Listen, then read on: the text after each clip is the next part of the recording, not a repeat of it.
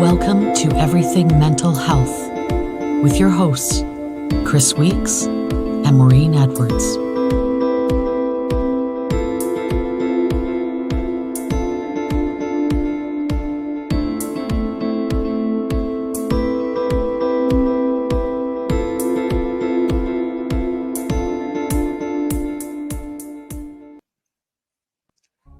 All right, so recovery is the whole topic of recovery is huge. I think, Maureen.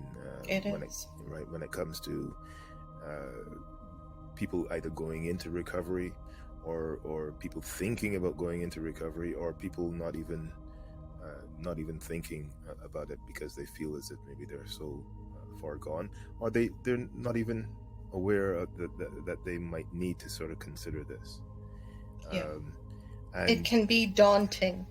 It can be very daunting, and so there's some barriers to starting recovery. Would include not being ready, not believing that you have a problem. So in that pre-contemplative state, or not in denial, the famous right? In denial. He's in denial. Not just a river. Right? Yeah. I don't have a drinking problem. Right. Yeah. And being very righteous about it also. Being worried about what people would think of you if you actually go into recovery.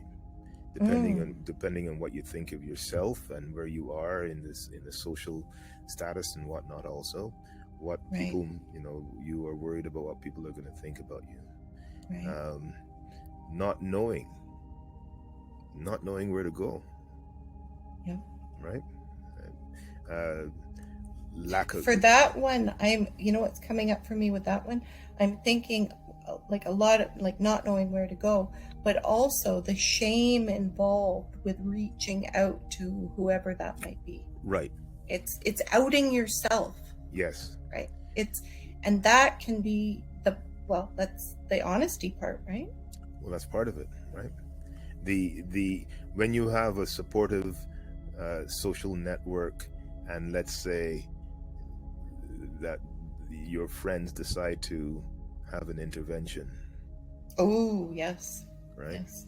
Yeah. How does that work for you?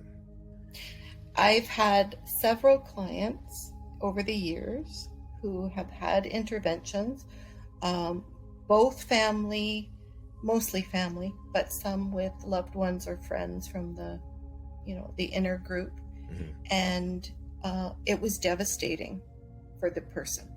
I mean, it did manage to get them into a treatment program, but it was psychologically devastating.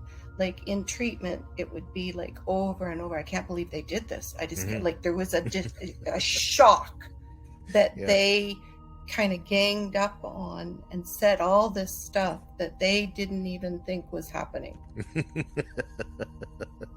So those interventions can be pretty traumatic. And I've heard stories, of people going, all right, okay, fine, I'll go, but can I just go on Monday? I'll go on Monday. It's Friday, and let me get through the weekend, and let me go on Monday. One last hurrah. Right? Exactly. That sort of stuff. And I've heard of stories where people will take the individual's shoes and whatnot to stop them from bolting, this sort of stuff, because the inclination oftentimes is that if it's an intervention, you're probably not thinking that you're ready to go to recovery. Yeah. Right.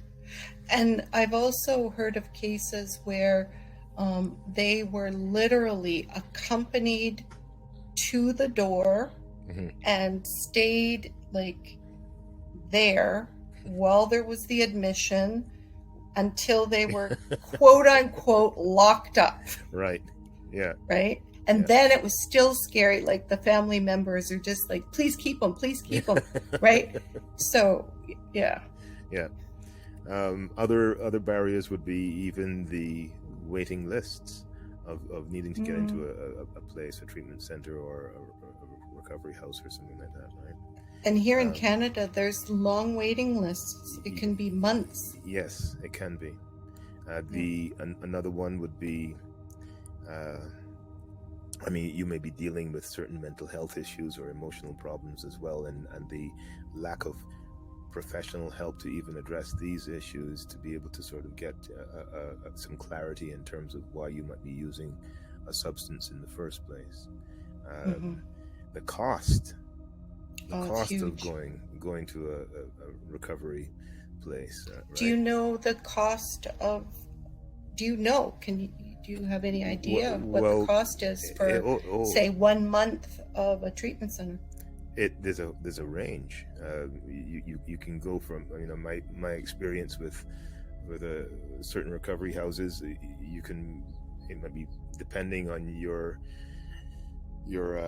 status, whether maybe you need some support from some social services support, or if you are able to be paying privately, you're looking at $4,000.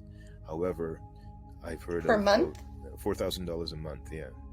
For and certain, what's the high end? For certain places, the high ends that I know of, I mean, we're not talking the Betty Ford Clinic, but we're talking about the some other places where you're looking at $25,000-$30,000 a month, right? So this makes it not accessible. It doesn't make it accessible in the least for certain people. The childcare, work, family responsibilities, all of that, right? Financial, yep, all of it. So another one would be the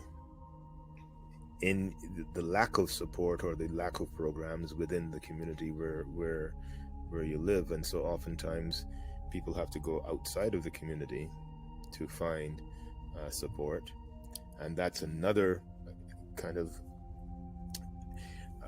difficulty. And I've seen people come from all over the country and have families and have spouses that they maintain connection with and have a lot of support from, but they're also far away from their home,